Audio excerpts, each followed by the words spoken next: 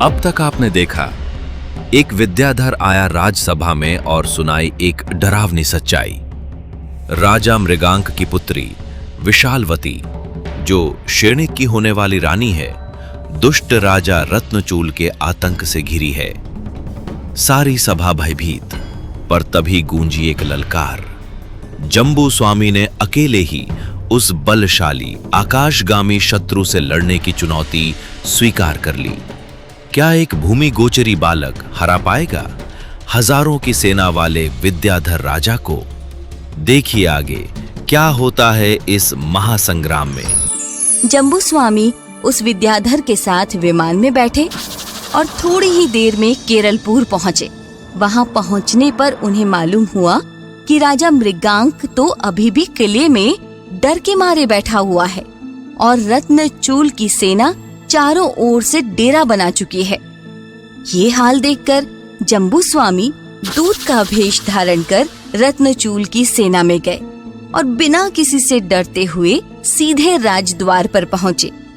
उन्होंने द्वारपाल से कहा, राजा रत्नचूल को खबर करो कि राजा मृगांक का दूत आया है और आपके ब्याह के संबंध में कुछ कहना चाहता है। द्वारपाल ने अंदर जाकर राजा को सूचना दी तथा शीघ्र ही जंबू स्वामी को अंदर ले गया। जंबू स्वामी भी निर्भय होकर राजा के सामने प्रस्तुत हुए और बिना नमस्कार किए खंबे के समान खड़े हो गए।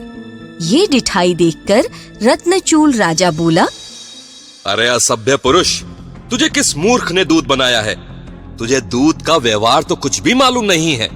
तूने आकर मुझे नमस्कार क्यों नहीं किया? जो राजा अनीति करता है उसको नमस्कार कैसा?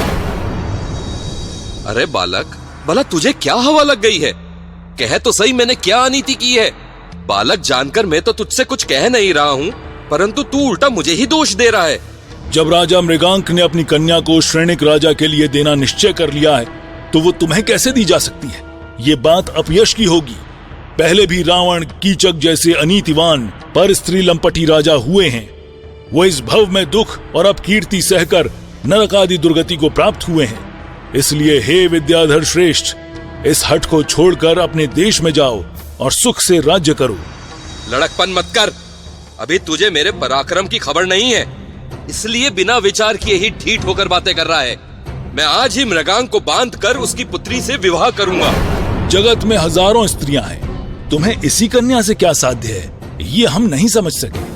यदि तुम अपनी सेना के बल का अभिमान रखते हो तो ये तुम्हारा अज्ञान है।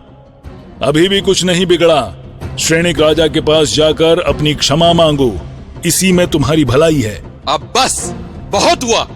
प्रथम तो तूने मेरी विनय नहीं की और मेरे सामने ही निंदा कर रहा है, मुझे ही चुनौती दे रहा है।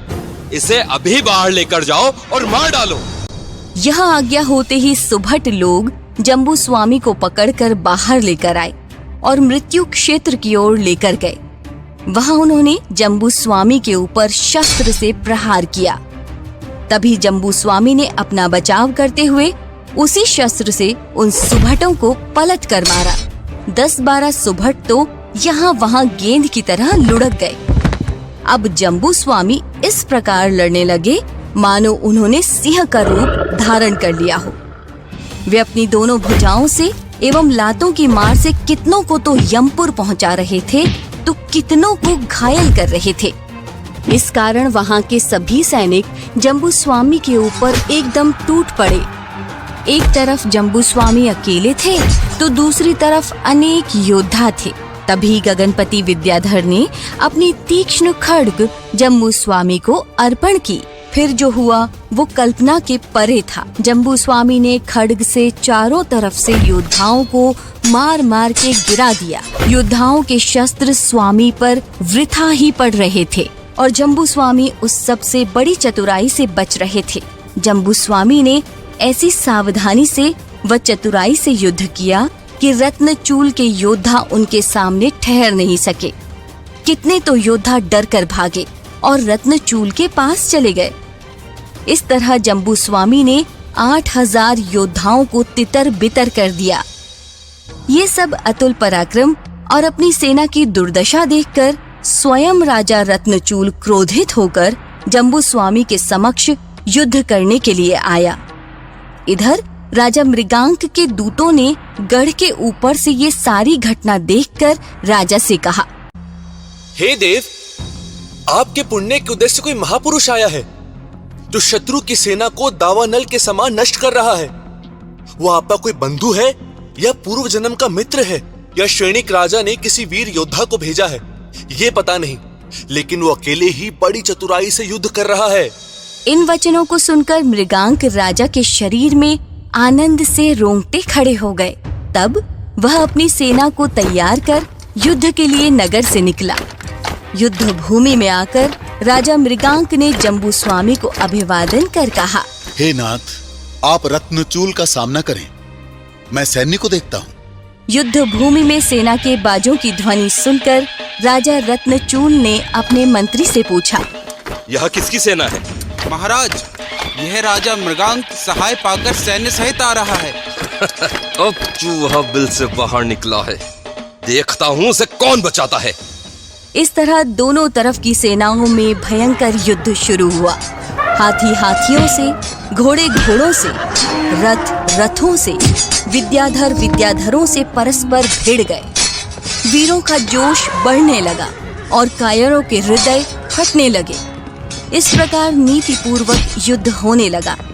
इधर गगन गति विद्याधर ने रत्नचूल राजा के साथ युद्ध करने के लिए जम्बूस्वामी को अनेक विद्याएं दी एवं अपना विमान भी प्रदान किया। जम्बूस्वामी और राजा रत्नचूल दोनों आकाश में विमानों पर युद्ध करने लगे। थोड़ी ही देर में जम्बूस्वामी ने रत्नचूल का विमान तोड़ दिया।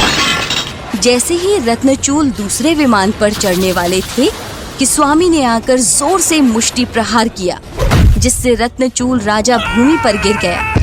तब जम्बूस्वामी ने उसकी छाती पर लात देकर दोनों हाथ बांधकर रत्नचूल को खड़ा किया। बस फिर क्या था, राजा रत्नचूल को बंधा देख उसकी सब सेना इधर उधर भागने लगी। तब जम्बूस्वामी ने सबको दिलासा देकर शांत किया और अभय वचन कहे, भले ही तुम्हारा राजा बंधा हो, लेकिन तुम लोगों को कोई हानि नहीं पहुंचाई जाएगी। जब राजा मृगांक ने जीत के समाचार सुने तो वे तुरंत ही स्वामी के पास आकर नमस्कार कर बोले, हे नाथ, आपके ही प्रसाद से आज मेरी ये विपत्ति दूर हुई है। धन्य है आपका साहस और पराक्रम। इस प्रकार राजा स्तुति करने लगे।